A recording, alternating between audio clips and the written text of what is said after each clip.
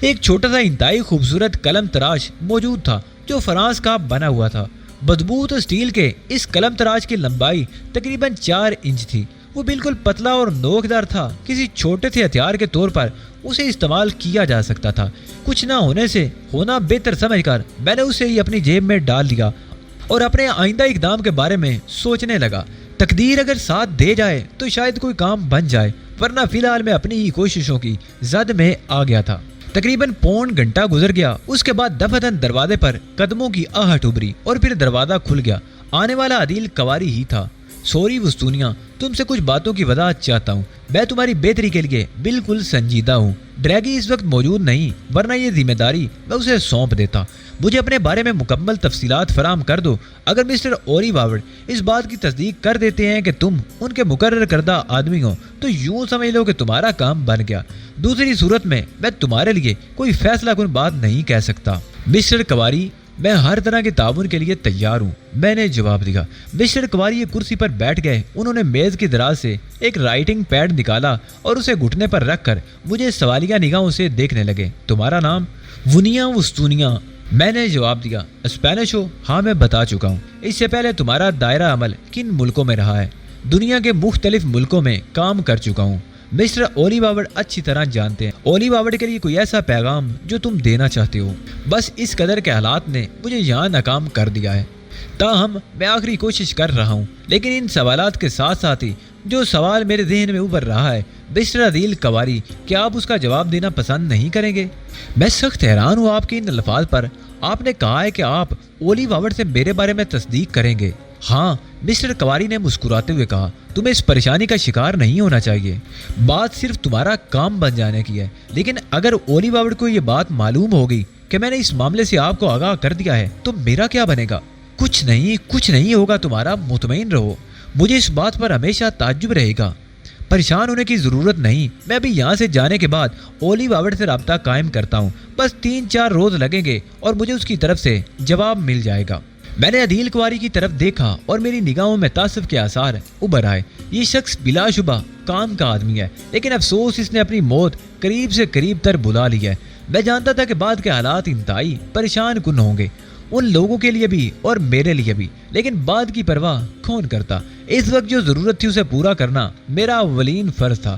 میں نے جیب میں قلم تراش کو ٹٹولا۔ مسٹر کواری پیڈ سے کاغذ پھاڑ کر اسے طے کرتے ہوئے دروازے کی جانب چل پڑے اور میں بالکل ہی بے آواز اپنی جگہ سے اٹھ کھڑا ہوا۔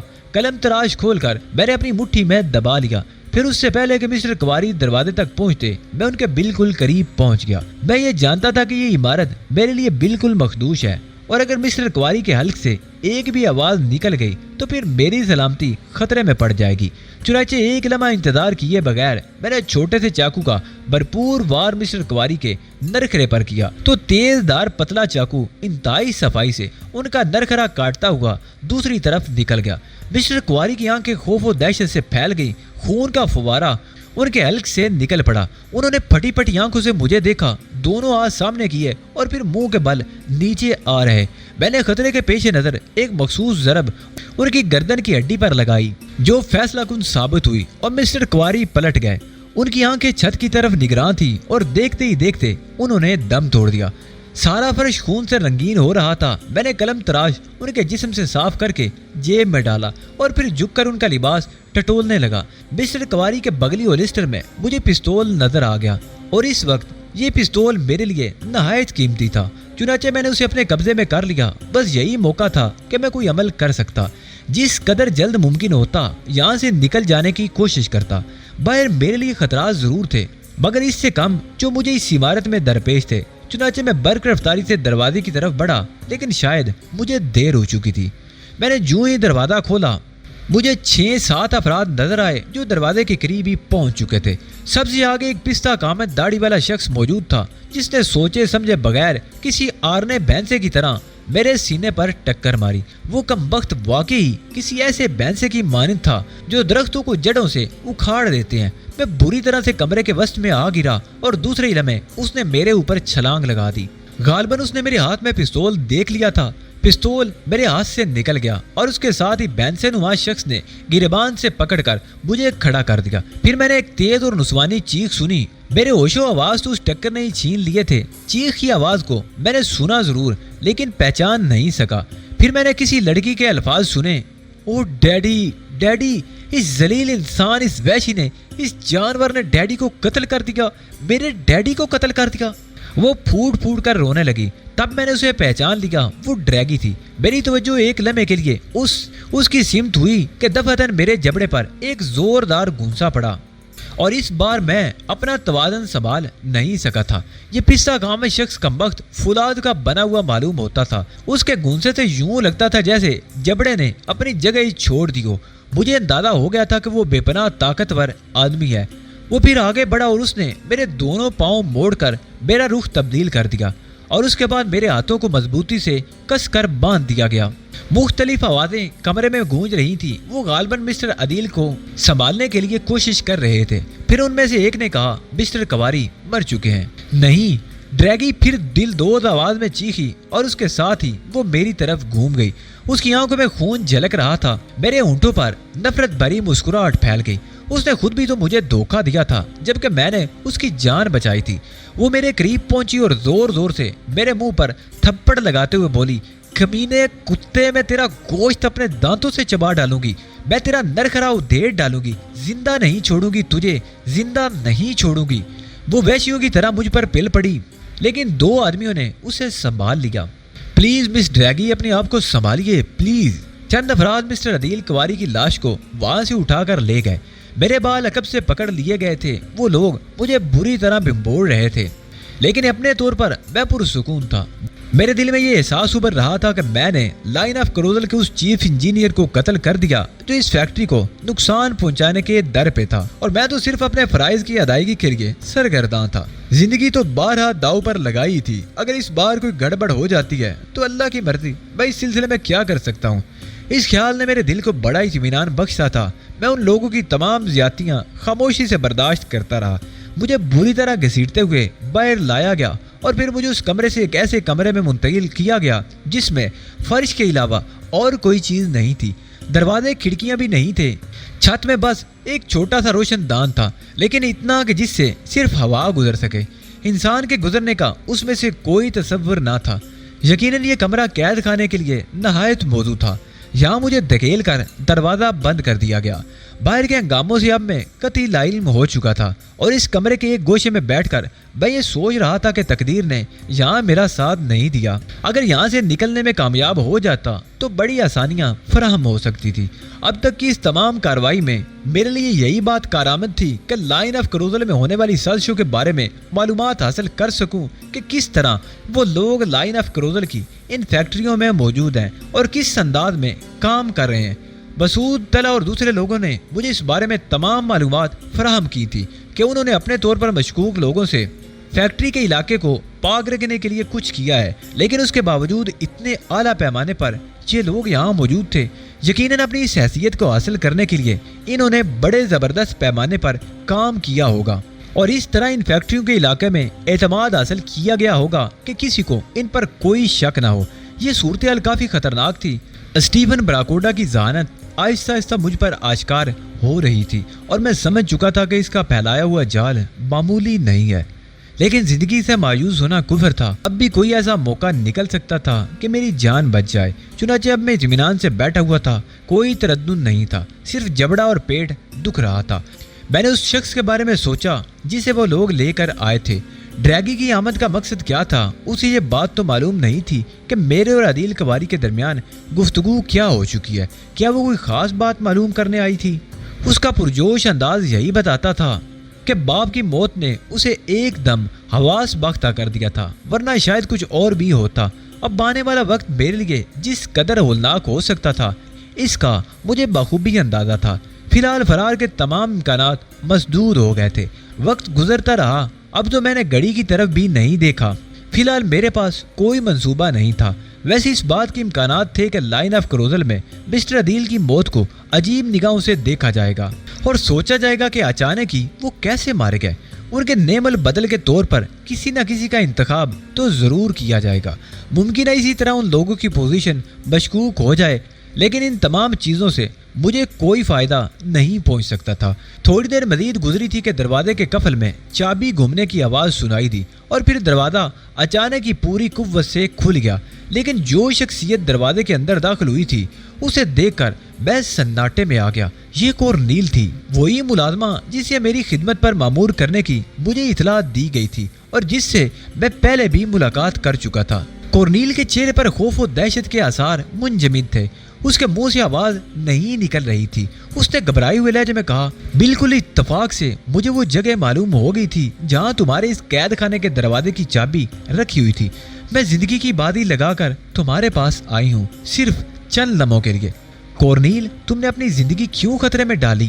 تم سے روز اول ہی سے مجھے ایک عجیب سی انسیت محسوس ہوئی ہے۔ پلیز کورنیل، تم واپس چلی جاؤ، میں تمہاری مدد نہیں چاہتا، کہیں تمہیں کوئی حادثہ پیش نہ آ جائے، میں نے کہا، اور کورنیل کی آنکھوں میں آنسو امڈ آئے۔ بس مسٹر وستونیا، میرا دل چاہ رہا ہے کہ تمہارے لیے جان دے دوں۔ نہیں کورنیل، یہ مناسب نہ ہوگا۔ پھر میں نے پوچھا، کیا باہر کی پوزیشن محفوظ ہے؟ نہیں، ایسے تمام راستوں پر پیرا ہے جو یہاں سے باہر جانے کے لیے استعمال کیے جاتے ہیں۔ تم کسی بھی قیمت پر یہاں سے نکل نہیں سکو گے، میں اچھی طرح جانتی ہوں۔ تو پھر تم نے مجھ تک پہنچنے کی کوشش کیوں کی کورنیل؟ میں تمہیں صرف یہی بتانے آئی تھی کہ تم پریشان نہیں ہونا، میں تمہاری مدد کے لیے یہاں موجود ہوں۔ دراصل مجھے مسٹر عدیل کواری نے تمہارے لیے بلایا تھا، لیکن تم نے جلد بازی کر ڈالی۔ عدیل کواری کی موت کے نتائج اچھے نہیں نکلیں گے۔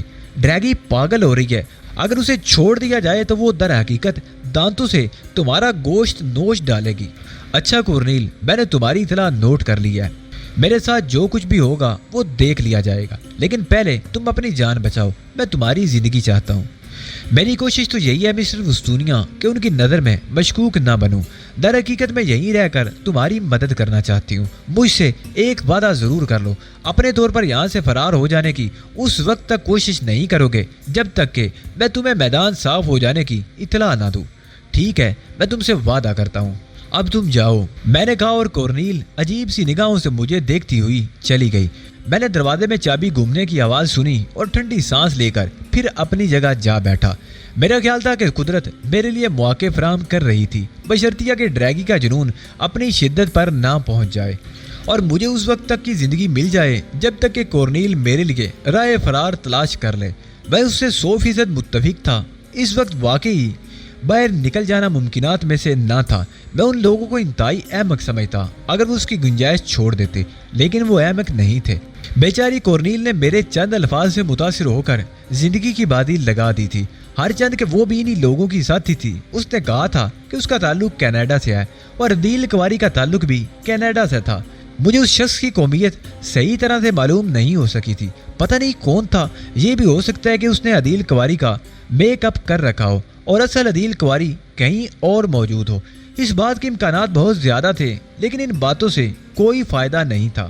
خطرات میرے لیے جوں کے توں تھے، بلکہ اب تو کورنیل کی زندگی کے لیے بھی میں پریشان ہو گیا تھا۔ ڈریگی کو اگر یہ بات معلوم ہو جاتی کہ کورنیل نے مجھ سے ملاقات کی تھی اور وہ میری مدد کرنے پر آمادہ ہے، تو مجھ سے پہلے شاید وہ کورنیل ہی کو ٹھکانے لگا دے گی۔ ظاہر ہے وہ اپنے باپ کی موت پر پاگل ہو گئی تھی۔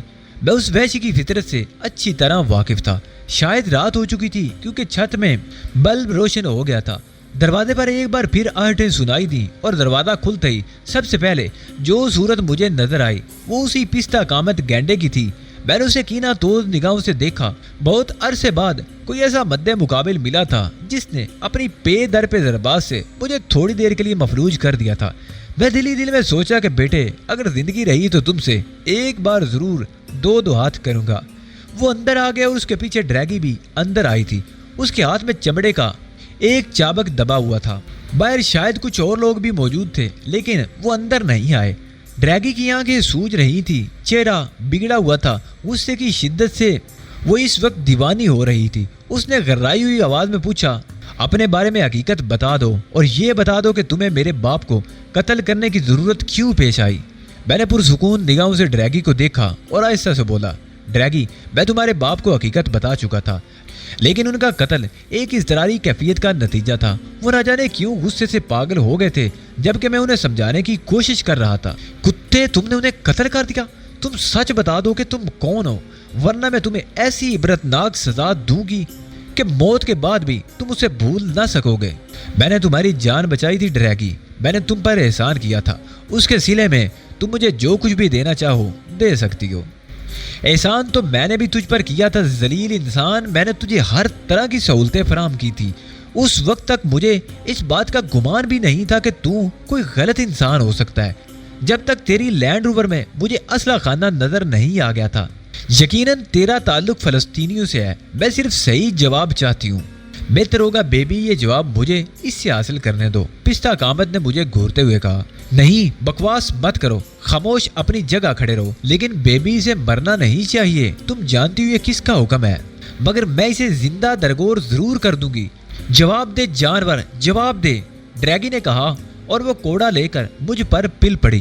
اس نے سڑاک سڑاک کی آواز کے ساتھ پے در پہ کئی کوڑے میرے جسم پر رسید کر دیے۔ نہ جانے کب وقت کیسا کوڑا تھا، بدن میں آگ لگتی محسوس ہو رہی تھی۔ ڈریگی پر جنون طاری ہو گیا تھا، وہ بڑی بے دردی سے مجھے مار رہی تھی اور میرے جسم پر خون اگلتی خراشیں بنتی چلی جا رہی تھی۔ پھر دفعتاً پستہ کامت نے پیچھے سے آ کر کوڑا پکڑ لیا۔ میں تم سے کہہ چکا ہوں بیبی کہ تمہیں اس سے صرف معلومات حاصل کرنے کی اجازت دی گئی ہے، اسے مرنا نہیں چاہیے ورنہ میری اپنی زندگی خطرے میں پڑ جائے گی۔ میں کہتی ہوں پیچھے ہٹ جاؤ، ڈریگی اپنے آپ کو اس سے چھڑاتے ہوئے بولی۔ نہیں، تم وعدہ کر کے آئی تھی کہ معلومات حاصل کرنے کے سلسلے میں صرف تم تشدد کرے گی، اسے ہلاک کرنے کی کوشش نہیں کرو گی۔ میں اس کی کھال ادھیڑ دوں گی، میں جب تک اس کے جسم کی بوٹی بوٹی الگ نہیں کروں گی مجھے سکون نہیں آئے گا۔ ڈریگی نے جواب دیا۔ چلو بیبی واپس چلو، یہ سوالات ہم خود ہی اس سے کر لیں گے، پستہ کامت نے اسے پیچھے گھسیٹتے ہوئے کہا۔ ڈریگی نے 2-3 بار اس کی گرفت میں پھڑپھڑانے کی کوشش کی، لیکن پستہ کامت اسے گھسیٹتا ہوا باہر لے گیا۔ میں دھڑام سے زمین پر گر پڑا، بدن میں شدید ٹیسیں اٹھ رہی تھی۔ دل چاہ رہا تھا کہ ان زخموں پر جی بھر کر پانی ڈالوں، لیکن پانی کا کوئی وجود نہیں تھا۔ دروازہ باہر سے بند ہو گیا اور میں اپنے زخموں کو دیکھنے لگا۔ لباس کئی جگہ سے پھٹ گیا تھا اور خون کی لکیریں باہر رینگ آئی تھی۔ میں اپنے ان زخموں پر انگلی پھیرنے لگا، پورے بدن میں کرب کی لہریں دوڑ رہی تھی، لیکن میرے ہونٹوں پر مسکراہٹ پھیل گئی۔ میں نے آہستہ سے کہا، یہ سب کچھ تو برداشت کرنا ہی ہوگا علی یار خان، یہ سب کچھ تو برداشت کرنا ہی ہوگا۔ میں نے اپنی قوت ارادی کو کام میں لاتے ہوئے اپنے آواز کو مجتمع کیا اور ذہنی طور پر خود کو پرسکون کرنے کی کوشش کرنے لگا۔ وقت گزرتا رہا اور مجھے کوئی اندازہ نہ ہو سکا کہ کتنا وقت گزر گیا۔ کلائی پر بندھی ہوئی گھڑی میں وقت دیکھا تو 10:25 ہوئے تھے۔ میں نے فرش پر ہی ٹانگیں پھیلا دی اور بازو پر ہاتھ رکھ کر کروٹ لینے کی کوشش کی، لیکن اس کوشش میں کامیاب نہیں ہو سکا کیونکہ دائیں بائیں دونوں سمت خاصے زخم لگے ہوئے تھے۔ اس وقت رات کا تقریباً 1 بجا تھا جب دروازے پر قدموں کی چاپ سنائی دی اور میں اچھل کر بیٹھ گیا۔ میری نگاہیں دروازے پر لگ گئی، دروازہ کھلا اور کورنیل کا چہرہ نظر آیا۔ وہ سہمی ہوئی سی اندر آ گئی، چہرہ خوف سے سفید پڑا ہوا تھا۔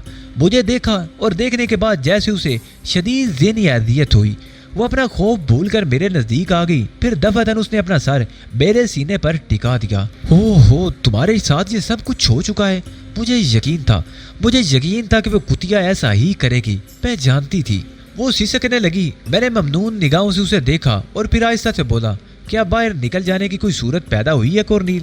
نہیں، بالکل نہیں، اس وقت کوئی پرندہ بھی یہاں سے پرواز نہیں کر سکتا۔ تم یقین کرو میں غلط نہیں کہہ رہی۔ اس کے باوجود کورنیل، میں فرار کی کوشش کرنا چاہتا ہوں۔ میری بات مان لو وسطونیہ، میں تمہاری دشمن نہیں ہوں، میں تمہیں یہاں سے نکال دینا چاہتی ہوں۔ اب میں تمہیں اس جگہ نہیں چھوڑوں گی۔ کیا مطلب؟ میں سمجھا نہیں، میں نے کہا اور اسی وقت عقب میں پھر آہٹیں سنائی دی۔ کورنیل سہم کر پلٹی۔ میں نے بھی دروازے کی سمت دیکھا۔ ڈریگی بکھرے ہوئے بالوں کے ساتھ کھڑی ہوئی تھی، اس کے ہاتھ میں اس وقت بھی وہی کوڑا دبا ہوا تھا اور وہ خون خوار نظروں سے کورنیل کو اور مجھے دیکھ رہی تھی۔ پھر اس کے حلق سے گراہٹ نکلی۔ کتیا، تو یہاں کیوں آئی تھی؟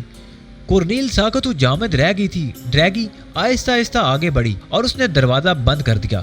وہ خونی نگاہوں سے کورنیل کو دیکھتی ہوئی اس کی سمت بڑھ رہی تھی اور کورنیل پیچھے ہٹتی ہوئی دیوار سے جا لگی۔ اس کے ساتھ ہی میں تیری قبر بھی بنا دوں گی، غدار، میرے ٹکڑوں پر پلنے والی، تجھے یہ جرت کیسی ہوئی کہ تو اسے آزادی دلانے کے لیے یہاں آئے؟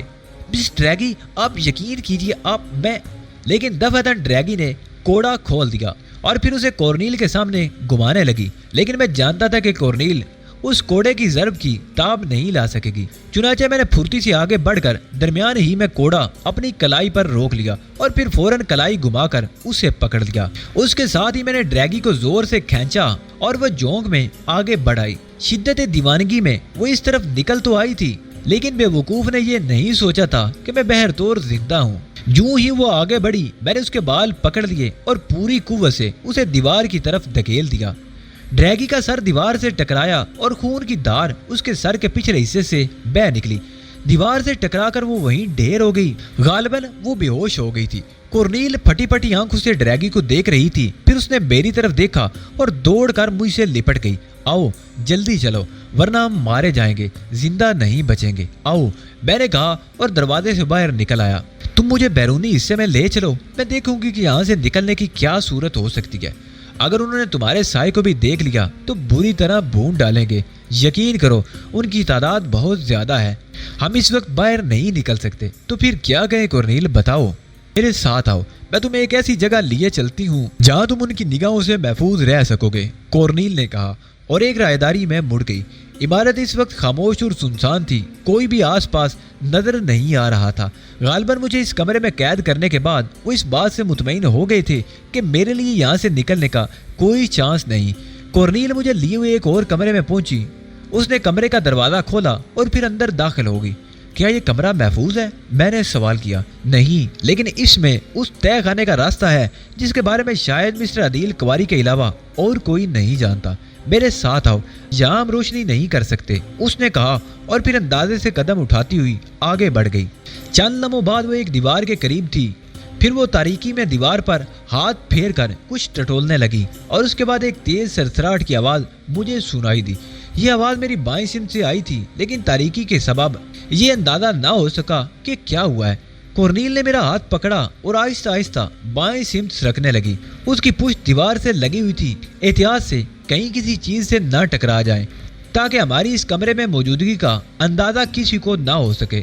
میں کورنیل کے ساتھ سرکتا رہا، ساتھ ہی میرا ہاتھ بھی پھیلا ہوا تھا اور پھر دفعتاً ہمارے پاؤں لڑکھڑا گئے۔ کورنیل ایک ہلکی سی آواز کے ساتھ مجھ پر آ رہی اور ہم دونوں اپنا توازن برقرار نہ رکھ سکے۔ میں نیچے گرا، کورنیل بھی مجھ سے لپٹی ہوئی نیچے گری اور ہم دونوں سیڑھیوں سے لڑکتے ہوئے کافی نیچے چلے گئے۔ لیکن کمرے میں یہ سیڑھیاں کہاں سے آئی اس کا مجھے اندازہ نہیں ہو سکا تھا۔ کورنیل سنبھل کر اٹھی اور پھر مجھے اسی جگہ رہنے کی ہدایت کر کے کسی سمت بڑھ گئی۔ 2-3 منٹ اسی طرح گزر گئے۔ کورنیل کے قدموں کی چاپ مجھے سنائی ضرور دے رہی تھی، مگر وہ کیا کر رہی تھی اس کا مجھے اندازہ نہیں تھا۔ پھر مجھے ویسی ہی سرسراہٹ سنائی دی جیسی میں نے کمرے میں سنی تھی اور اس کے بعد شاید طے خانے کا دروازہ بند ہو گیا اور چند ہی لمحوں بعد مدھم روشنی پھیل گئی۔ روشنی پھیلنے سے قبل چٹ کی آواز سنائی دی تھی جیسے کوئی سوئچ آن کیا گیا ہو۔ کورنیل کے چہرے پر اب بھی دہشت کے آثار تھے، اس کا بدن ہولے ہولے لرز رہا تھا۔ میں حیرت سے اس طے خانے کو دیکھ رہا تھا جو ایک وسیع و عریض ہال کی شکل رکھتا تھا۔ اس ہال میں دبیز قالین بچھا ہوا تھا، عنابی رنگ کی اس قالین پر بہترین فرنیچر موجود تھا۔ ایک جانب مساری بھی تھی جس پر اعلیٰ قسم کا بستر موجود تھا، دوسری طرف ایک وسیع و عریض رائٹنگ ٹیبل تھی جس کے پیچھے ریوالونگ چیئر تھی۔ ایک سمت ایک چھوٹا سا کیبن بنا ہوا تھا جس میں نہ جانے کیا تھا، دوسری سمت ٹوائلٹ لکھا ہوا نظر آ رہا تھا۔ ایک سمت کتابوں کی ایک عظیم الشان الماری لگی ہوئی تھی جس میں بہترین کتابیں رکھی ہوئی تھی۔ کورنیل فرش پر بیٹھ کر گہری گہری سانسیں لینے لگی۔ میں اس کے قریب پہنچا اور اس کا ہاتھ پکڑ کر اسے ایک کرسی کے قریب لے گیا اور کرسی پر بٹھا دیا۔ کورنیل کے جسم پر اب کپ کپی تاری تھی۔ خود کو پرسکون کرو کورنیل، میرے خیال میں اب ہم خطرے سے باہر ہیں۔ کورنیل نے تھکی تھکی نگاہوں سے مجھے دیکھا اور پھر آہستہ سے بولی، تم بھی اس بات کا یقین کر لو وستونیا کہ اب ہم خطرے سے باہر ہیں۔ مجھے یقین ہے میری محسنہ، لیکن میں سخت حیران ہوں یہ جگہ تمہیں کیسے معلوم ہوئی جبکہ تم کہتی ہو کہ مسٹر عدیل کواری کے علاوہ کسی اور کو اس بارے میں معلوم نہیں۔ میں اس عمارت میں پہلی بار نہیں آئی، اس سے قبل بھی یہاں آ چکی ہوں۔ میں نے ایک بار عدیل کواری کو چوروں کی طرح اس طرف سے مطمئن ہو کر ادھر آتے ہوئے دیکھا تھا اور پھر وہ اسی انداز میں طے خانے کا دروازہ کھول کر اندر اتر گئے تھے۔ جب وہ چلے گئے تو میرے تجسس نے مجھے مجبور کیا کہ میں اس کا جائزہ لوں اور میں اس طے خانے کو دیکھنے میں کامیاب ہو گئی۔ لیکن ہو سکتا ہے کہ ڈریگی کو اس کے بارے میں معلوم ہو. میں یہ نہیں کہہ سکتی ممکن ہے ایسا ہو، لیکن اگر یہ بات ہے تو کم از کم وہ یہ بات نہیں سوچے گی کہ ہم لوگ اس تہہ خانے میں آئے ہیں، کیونکہ اتنا میں جانتی ہوں کہ عام لوگ اس تہہ خانے کے بارے میں بالکل علم نہیں رکھتے. خیر کوئی بات نہیں، جو ہوگا دیکھا جائے گا. موقع ملتے ہی ہم یہاں سے نکلنے کی کوشش کریں گے. میرے ذہن میں بھی یہی خیال تھا. میں جانتی ہوں اس وقت وہ لوگ پوری طرح الرٹ ہیں، لیکن جب انہیں تمہاری غیر موجودگی کا احساس ہوگا تو وہ اپنی تمام تر توجہ باہر کی طرف مبذول کر لیں گے. تہہ خانے کے بارے میں وہ سوچ بھی نہیں سکتے. پھر جب وہ تم سے مایوس ہو جائیں گے تو عمارت پر سے پیرا ختم ہو جائے گا اور میں تمہیں یہاں سے نکال دوں گی. یہ سب باتیں بات کی ہیں کورنیل. اس وقت تم نے مجھ پر بہت بڑا احسان کیا ہے، مگر اس کے صلے میں تمہیں کچھ بھی نہیں دے سکتا. پلیز ایسا نہ کہیں. اس نے دونوں ہاتھوں سے اپنا چہرہ ڈھکتے ہوئے کہا. دفعتاً مجھے اس کیبن کا خیال آیا جو بظاہر سمجھ میں نہیں آتا تھا. میں نے کورنیل کی طرف رخ کر کے کہا، کورنیل ذرا اس کیبن میں دیکھو، وہاں کیا ہے؟ کورنیل کسی گہری سوچ میں ڈوبی ہوئی تھی. غالباً اس نے میرے الفاظ سنے بھی نہیں تھے. جب میں نے دوبارہ اپنے الفاظ دہرائے تو وہ اپنی جگہ سے اٹھی اور کیبن کی جانب بڑھ گئی. چند لمحے بعد وہ کیبن سے برآمد ہوئی تو کہنے لگی، وہ چھوٹا موٹا کچن ہے، وہاں الیکٹرک سٹوو ہے، ریفریجریٹر ہے جس میں کھانے پینے کی اشیاء موجود ہیں. یہ سن کر میں نے اس سے کہا، کورنیل تم جانتی ہو کہ میں کب سے بھوکا ہوں؟ ہاں میں بھی تمہارے لیے کچھ تیار کرتی ہوں، اس نے کہا اور کچن میں داخل ہو گئی. کورنیل تقریباً 20 منٹ وہاں مصروف رہی. وہ کافی مطمئن نظر آ رہی تھی، جبکہ میری نگاہیں بار بار تہہ خانے کے اس دروازے کی سمت اٹھ جاتی تھی جہاں سے ہم اندر آئے تھے. تقریباً 17 سیڑھیاں تھیں جن سے ہم نیچے تک آئے تھے. کوئی 8 انچ اونچی ضرور تھی. اس طرح وہ جگہ خاصی بلند تھی جس سے ہم نیچے آئے تھے.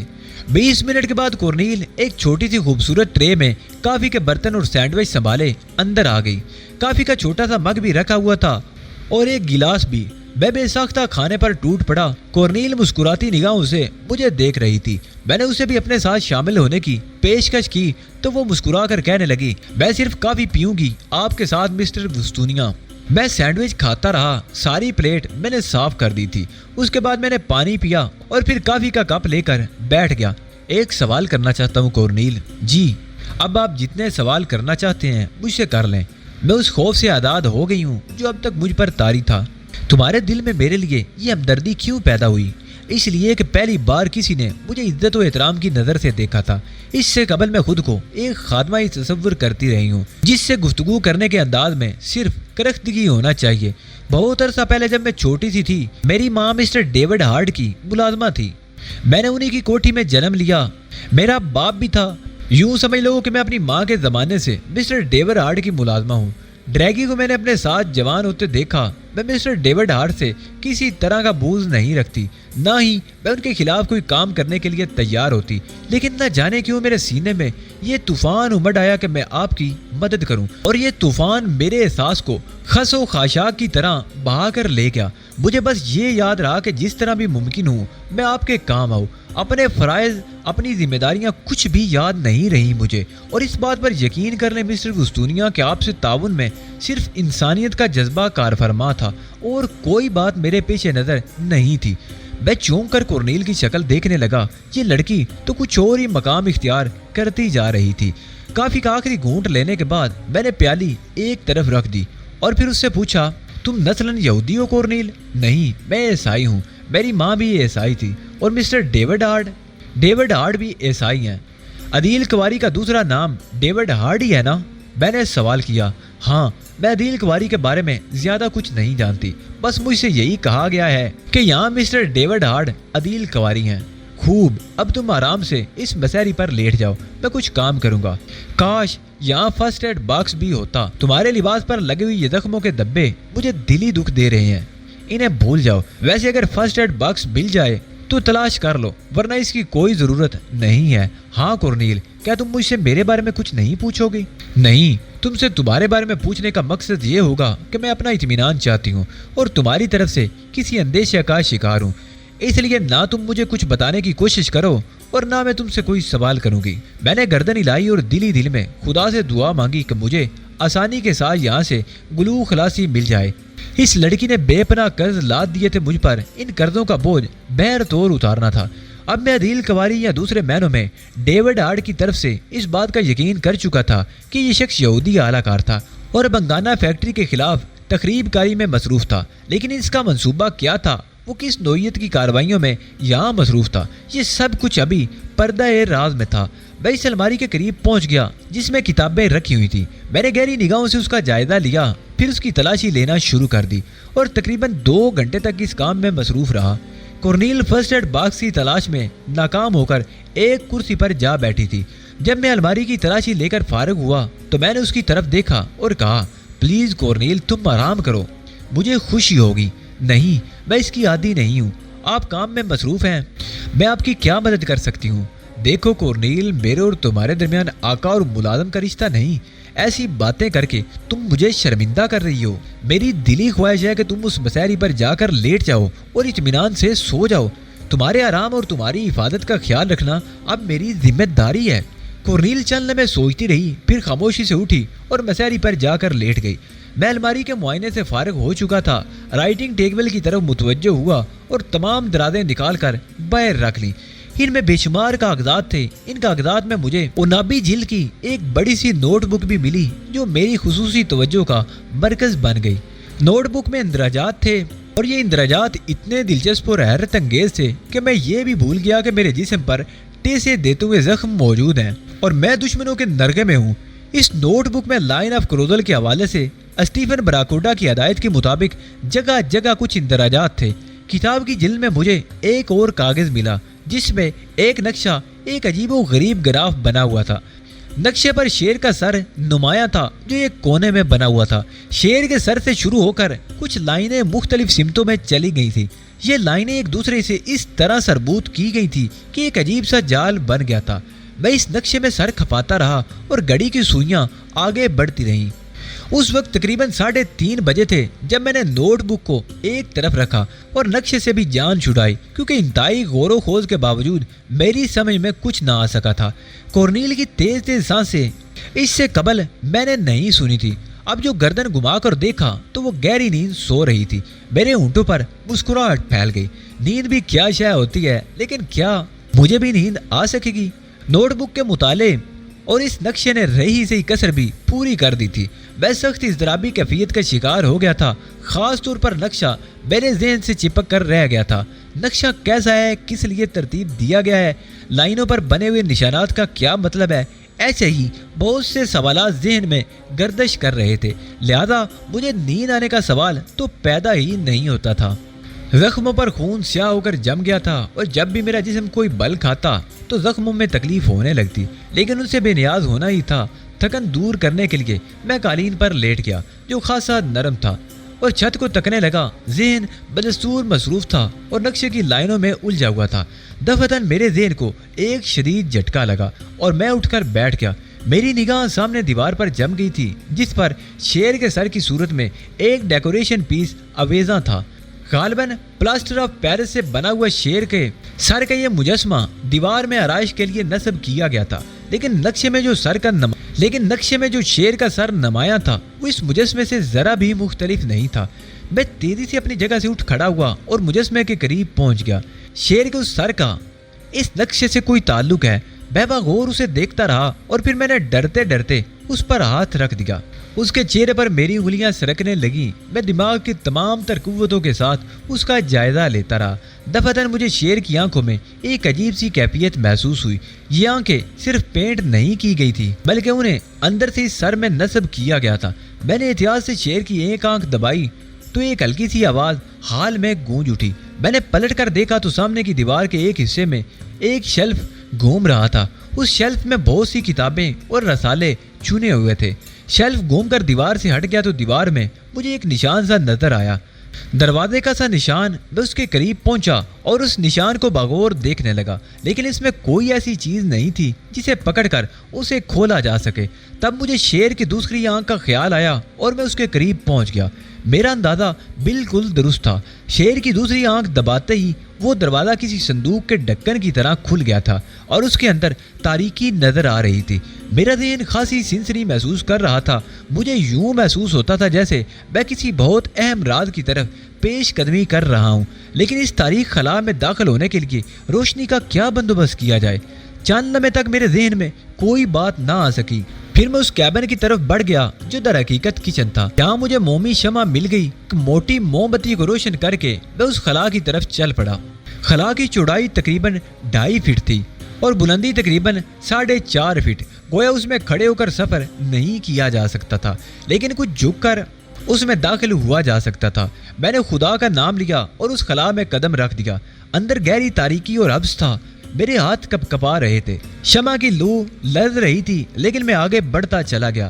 تب میری آنکھوں نے وہ عجیب و غریب منظر دیکھا جسے دیکھنے کے بعد اس نقشے کی ترتیب میرے ذہن میں آ گئی تھی۔ یہ تاروں کے جال تھے جو یہاں سے پھیلے چلے گئے تھے، لیکن ان کا آخری سرا کہاں ہے اس کا کوئی اندازہ نہیں تھا۔ میں ان تاروں کو باغور دیکھتا ہوا احتیاط کے ساتھ آگے بڑھتا رہا۔ وہ سرخ نقطے بھی میرے ذہن میں تھے جو جگہ جگہ نقشے میں تھے، ان کا بھی سراغ لگانا ضروری تھا۔ یہ سرنگ نہ جانے کتنی طویل تھی۔ میں آگے بڑھتا ہوا تقریباً 200-250 گز دور نکل گیا۔ بدن کے مسامات پسینہ اگل رہے تھے۔ حبس کی وجہ سے سانس لینا 2 بار ہو رہا تھا، لیکن تجسس مجھے واپس لوٹنے نہیں دے رہا تھا۔ تقریباً 1 فرلانگ چلنے کے بعد میں رک گیا۔ میرا دل گواہی دے رہا تھا کہ یہ سرنگ مجھے یقیناً بنگانا کی اسلحہ فیکٹری کے نیچے لے جائے گی۔ اب مجھے آگے بڑھنے میں دشواری پیش نہیں آ رہی تھی۔ دفعتاً سرنگ کے دائنی سمت موم بتی کی لڑتی لو نے ایک چوکور دروازے کی نشاندہی کی، جسے دیکھ کر میں رک گیا۔ میں نے احتیاط سے اس دروازے کی کنڈی کھولی اور اندر جھانک کر دیکھا تو میری آنکھیں شدت حیرت سے پھٹی کی پھٹی رہ گئی۔ یہ ویسے ہی چوکور باکس تھے جیسے میں نے ایک دفعہ ایکوائن میں پکڑے تھے اور جن کے بارے میں بعد میں مجھے علم ہوا کہ یہ ڈائنامائٹ تھے۔ چوکور باکس سے باریک باریک تار نکلے ہوئے تھے جو ایک دوسرے سے منسلک تھے۔ ان بکسوں کی تعداد اس جگہ 20 تھی اور اب مجھے ان سرخ نقطوں کا راز بھی معلوم ہو چکا تھا۔ میں نے اپنی تمام در قوت ارادی مجتمع کی، پھیپھڑوں میں سانس کھینچی اور ہلکی ہلکی آکسیجن جو مٹی میں جذب ہوتی ہے میرے سانسوں کو بحال کرنے لگی۔ اس کے بعد میں وہاں سے آگے بڑھ گیا اور پھر میں دیوانگی کے عالم میں اس سرنگ کا بقیہ سفر طے کیا۔ وہ تمام زخم پسینے سے دھل چکے تھے جن پر خون جمع ہوا تھا۔ پھیپھڑے آکسیجن کی کمی کی وجہ سے پھٹے جا رہے تھے، لیکن میرا عزم ان تمام چیزوں کو فراموش کیے ہوئے تھا اور میں مسلسل اس کا پتہ لگاتا ہوا آگے بڑھتا چلا جا رہا تھا۔ پورا نقشہ اب میری سمجھ میں آ گیا تھا۔ یہ ڈائنامائٹ لائن آف کروزل کی اس فیکٹری کو تباہ کرنے کے لیے لگائے گئے تھے اور یہ کام ڈیوڈ ہارڈ یا عادل کواری کے علاوہ اور کسی کا نہیں تھا۔ اب مجھے اوپر دمک سنائی دینے لگی تھی۔ یہ یقیناً بھاری مشینوں کے چلنے کی آوازیں تھیں۔ اس کا مقصد تھا کہ اب میں لائن آف کروزل کی فیکٹری کے نیچے ہوں۔ یہاں میں نے ڈائنامائٹ کے ذخائر کا اتنا بڑا انبار دیکھا کہ میرے دل کی دھڑکنیں بند ہوتے ہوتے رہ گئیں۔ یقیناً یہ ذخائر پوری فیکٹری کو دھماکے سے اڑانے کے لیے کافی تھے، اور جب ان میں برقی رود دوڑے گی تو لائن آف کروزل کی یہ چوتھی فیکٹری بھی تباہ ہو جائے گی۔ لیکن یہ بات سمجھ میں نہیں آئی تھی کہ ریڈیو کنٹرول ڈائنامائٹ لگانے کی بجائے یہ الیکٹرک ڈائنامائٹ کیوں استعمال کیے گئے تھے۔ شاید اس لیے کہ ان کی قوت زیادہ ہوگی، لیکن انہیں بلاسٹ کرنے کے لیے کہاں انتظام کیا گیا تھا، کیونکہ اگر اس تہہ خانے میں ان کا بلاسٹ کنٹرول ہوتا تو وہ تہہ خانہ بھی دھماکوں سے تباہ ہو سکتا تھا۔ لیکن فوری طور پر یہ سب کچھ جاننے کا وقت نہیں تھا۔ میں نے اپنی ان کوششوں میں کامیابی حاصل کر لی تھی جن کا بیڑا اٹھا کر میں نے اس سفر کا آغاز کیا تھا۔ واپسی میں نے اپنی رفتار اس حد تک تیز رکھی جس حد تک ممکن ہو سکتی تھی۔ گردن جھکائے چلنے کے باعث بدن اور زیادہ تھکن محسوس کر رہا تھا۔ حبس اور گرمی سے برا حال تھا۔ یوں محسوس ہوتا تھا کہ کسی بھی لمحے چکرا کر گر پڑوں گا، لیکن میں اپنے اعصاب سنبھالے ہوئے تھا۔ شمع گل ہو چکی تھی، لیکن اب میری آنکھیں تاریکی میں دیکھنے کی اس قدر عادی ہو چکی تھی کہ مجھے چلنے میں کوئی دقت نہیں ہو رہی تھی۔ جب میں تہہ خانے میں پہنچا تو مجھے ایسا ہی محسوس ہوا جیسے جہنم سے نکل کر جنت میں آ گیا ہوں۔ تہہ خانے میں تازہ ہوا کی آمد کا معقول بندوبست کیا گیا تھا اور شاید تھوڑی بہت آکسیجن اس چوکور کھلے ہوئے دروازے ہی سے اندر داخل ہو رہی تھی، جس نے مجھے زندہ رہنے میں مدد دی تھی، ورنہ پھیپھڑے ہی پھٹ جاتے۔ واپس آ کر میں قالین پر اس طرح گر پڑا جیسے میرے بدن میں زندگی کی کوئی رمق باقی نہیں رہی تھی۔ کورنیل اسی طرح مسیری پر آرام کی نیند سو رہی تھی، جبکہ میں اسی دوران ایک ایسے راز کا سراغ لگانے میں کامیاب ہو گیا تھا جو زبردست اہمیت رکھتا تھا۔ بہت دیر تک میں اسی طرح بے حس و حرکت پڑا رہا اور لمبے لمبے سانس لیتا رہا۔ پھر جب طبیعت بحال ہو گئی تو اٹھ کر بیٹھ گیا۔ مجھے یوں محسوس ہو رہا تھا جیسے لائن آف کرودل کی یہ فیکٹری ایک لمحے میں برباد ہونے والی ہے، حالانکہ یہ میرے اپنے احساسات تھے، ورنہ در حقیقت چیف انجینئر کی موت کے بعد یہ کام فی الحال معطل ہو گیا تھا۔ دفتن ایک اور خیال کے تحت میں بری طرح چونک پڑا۔ اگر ان سرنگوں تک جانے کا راستہ یہی طے خانہ ہے تو یقیناً اب اس کا چارج لینے کی کوئی اور کوشش کرے گا اور جلد یا بعدیر وہ شخص یہاں پہنچنے والا ہوگا۔ یہ تو ممکن نہیں تھا کہ صرف ڈیوڈ ہارڈ نے یہ تمام ذمہ داری سنبھالی ہوئی ہو، اس کے رازدار دوسرے لوگ بھی ہوں گے۔ سرنگ خود بخود تو نہیں بن گئی ہوگی، پتہ نہیں کتنے طویل عرصے تک اس سرنگ کی تعمیر کے لیے مشقت کی گئی ہوگی۔ یقیناً اس تہہ خانے کا راز صرف ڈیوڈ ہارڈ تک محدود نہیں ہوگا۔ یہ دوسری بات ہے کہ عام لوگوں کو اس کے بارے میں ہوا نہ لگنے دی گئی ہو۔ یہ خیال آتے ہی میں اٹھ کھڑا ہوا۔ تھوڑی دیر پہلے کی وہ تھکن وغیرہ نہ جانے کہاں گم ہو گئی۔ میرے بدن میں نیا جوش اور نئی چنگاریاں بھر گئی تھی۔ مجھے احساس ہو رہا تھا کہ میرے پاس وقت بہت کم ہے، مجھے فوری طور پر کچھ نہ کچھ کر لینا چاہیے۔ میں فوراً ہی کچن کی جانب بڑھ گیا۔ میرا اندازہ غلط نہیں تھا، کچن میں مجھے ایک تیز چھری مل گئی جو یقیناً یہاں پھل کاٹنے وغیرہ کے کام آتی ہوگی، لیکن اب اس سرنگ میں دوبارہ داخلے کا تصور بڑا خوفناک تھا، جبکہ اس بار مجھے وہاں کئی کام کرنا تھے اور زیادہ دیر تک وہاں رکنا تھا، لیکن اس کے علاوہ اور کوئی صورت بھی تو نہیں تھی۔ میں چھری ہاتھ میں لیے باہر نکل آیا، پھر چند لمحے سرنگ کے چوکور دروازے کے پاس کھڑا ہو کر لمبے لمبے سانس لیتا رہا تاکہ تازہ دم ہو جاؤں۔ اس کے بعد خدا کا نام لے کر سرنگ کے اندر قدم رکھ دیا۔ پہلے میں نے سرنگ کے آغاز پر تاروں کے جو گچھے دیوار سے دوسری طرف نکل گئے تھے انہیں ایک ایک کر کے کاٹنا شروع کر دیا۔ اپنی پہلی کوشش میں کامیاب ہونے کے بعد میرا اعتماد بحال ہو گیا۔ میں کچھ اور آگے بڑھا اور اس کے بعد پہلے ڈائنامائٹ کے ذخیرے کے پاس پہنچ کر میں نے انتہائی احتیاط سے اس کے تمام تار کاٹ دیے۔ یہ تار میں نے اس طرح کاٹے تھے کہ آسانی سے جوڑے نہ جا سکیں، اور پھر مجھے اپنے آپ پر مکمل اعتماد ہوتا چلا گیا۔ میں بہت دور تک تاروں کے یہ ذخیرے کاٹتا چلا گیا، یہاں تک کہ آخری حد تک پہنچ گیا۔ تاروں کے بڑے بڑے ٹکڑے نکال کر میں نے اپنے پاس محفوظ کر لیے تھے تاکہ اگر فوری طور پر انہیں جوڑنے کی کوشش کی جائے تو اس میں انہیں آسانی نہ ہو۔ اس کام میں مجھے نہ جانے کتنی دیر لگی تھی، کوئی اندازہ لگانے کی کوشش نہیں کی تھی، بس اپنی تمام تر قوتوں کے ساتھ کام کرتا رہا تھا اور ذہن کو ہر قسم کی تکلیف کے احساس سے بے نیاز کر لیا تھا۔ تاروں کا آخری سلسلہ کاٹنے کے بعد میں واپس پلٹ پڑا اور طوفانی رفتار سے چلتا ہوا تہہ خانے میں آ گیا۔ میرا پورا بدن اس طرح بھیگ رہا تھا جیسے پانی کے نل کے نیچے بیٹھا رہا ہوں۔ ذہن سائیں سائیں کر رہا تھا، کان بے حد گرم ہو گئے تھے۔ میں نے کورنیل کی مسیری کی طرف نگاہ اٹھائی تو وہ وہاں موجود نہیں تھی۔ تب میری نظریں ٹوائلٹ کی طرف اٹھ گئیں، ممکن ہے وہ وہاں ہو۔ تھوڑی دیر تک میں کھڑا اپنی آواز درست کرتا رہا، لمبی لمبی سانسیں لے کر پھیپھڑوں میں تازہ ہوا بھرتا اور نکالتا رہا یہاں تک کہ نارمل ہو گیا۔ تب مجھے احساس ہوا کہ کورنیل کو غیر معمولی طور پر کافی دیر ہو چکی ہے۔ کیا وہ ٹوائلٹ میں نہیں؟ اگر وہ ٹوائلٹ میں نہیں تو کہاں گئی؟ ٹوائلٹ کے دروازے پر پہنچ کر میں نے انگلی سے آہستہ سے دستک دی اور 3 بار اسے پکارا، پھر دروازہ کھول کر دیکھا لیکن کورنیل وہاں نہیں تھی اور کہیں اور بھی نظر نہیں آ رہی تھی۔ میں بدحواسی کے عالم میں سوچنے لگا کہ کورنیل کہاں گئی، کہیں وہ میرے لیے کسی پریشانی کا باعث نہ بن جائے۔ ابھی میں یہ سوچ رہا تھا کہ تہہ خانے کے داخلی دروازے پر ہلکی سی دستک ہوئی اور میں گوشے میں سمٹ گیا، لیکن سیڑھیوں پر مجھے کورنیل نظر آئی۔